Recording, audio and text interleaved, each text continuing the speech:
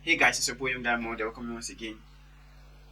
Now, there's an upcoming protest that is supposed to take place on the 1st of August in Nigeria, and it has become a topic for discussion across many platforms. And we have seen so many people kicking against the upcoming protest, even some youths, certain parts of the states, that are against the protest. Some are saying they will not come out for the protest, while others are saying they will come out for the protest.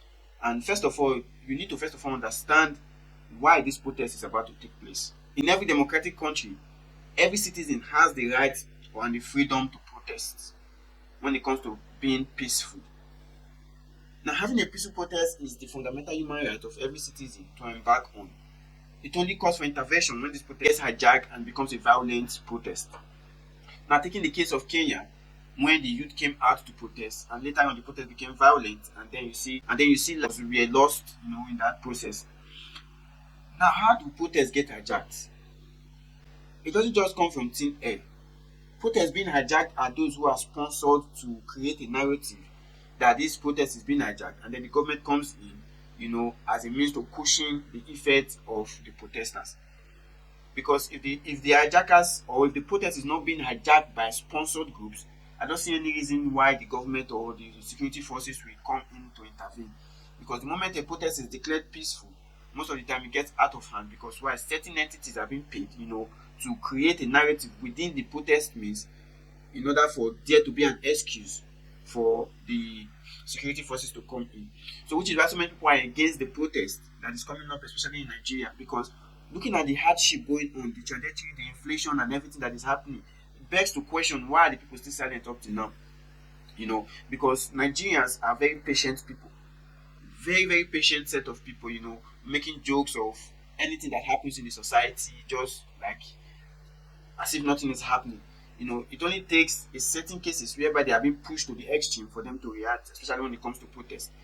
Now, this upcoming protest, certain groups have been coming out to, declare themselves absent or declare themselves not being involved in the protest, like Abuja, for example. The Abuja indigenes, they came out on a live broadcast to kick against the protest, that they were not involved, that they are enjoying the benefit of the government. And the question to ask is, has anything been sold in their environment cheaper than other places? Or are the things sold in their environment cheaper than other places? Because the inflation of food and commodities is nothing to write home about, because you go to the market, you are not able to get anything. You are not able to get anything with the kind of cash you have at hand. So the people have to come together, to make this a success. Because the only language that the government understands is protest. And the only thing they fear more than anything is the people coming together to perform their fundamental human right, which is a protest. Nothing scares a government more than a protest. Now the Nigerian government has started responding, you don't have to protest. Why should you protest? Changing the security or apparatus, they have to intervene and all that. So if the government is responding to the plight of the people, I don't think there will be any reason for a protest. If the government has decided to say, okay, let us address these issues heads on, they know the problem, not that they don't know the problem. And they've not been able to do anything just to cushion the effect of this problem over the period of time.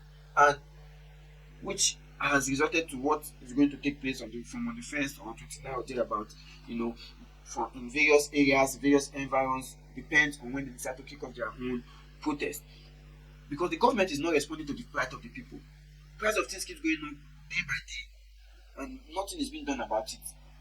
Nigeria is an oil producing nation, but still, fuel scarcity has been the order of the day from time immemorial. So all these things are something that the government needs to look into, that they are neglecting. Nigeria has 3 refineries owned by the state, none of which are performing. Yeah, they keep importing crude, not crude rather, they keep importing petroleum products, exporting the natural resources. Just like Burkina Faso, Mali, and Niger, they've come together in alliance that no to exporting of raw materials. Because the moment you export your raw materials, you take so many things out of your country.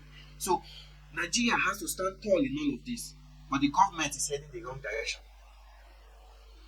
And the government is also planning to stop these protests. Now they are calling for, even the president is pleading that the youth shouldn't go on these protests.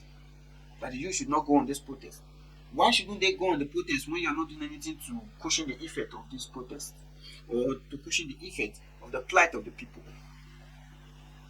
So please, if you want to come out, always be safe. Just like Very Dark Man we always say, let it be peaceful.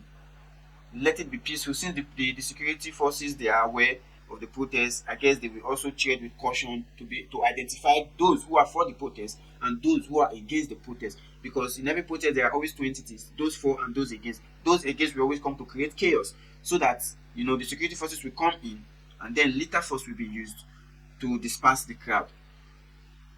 Stay safe, protest wisely, and protect yourself from the danger that might occur due to those that have been bought, to cause disaster or to cause disarray within the protesters.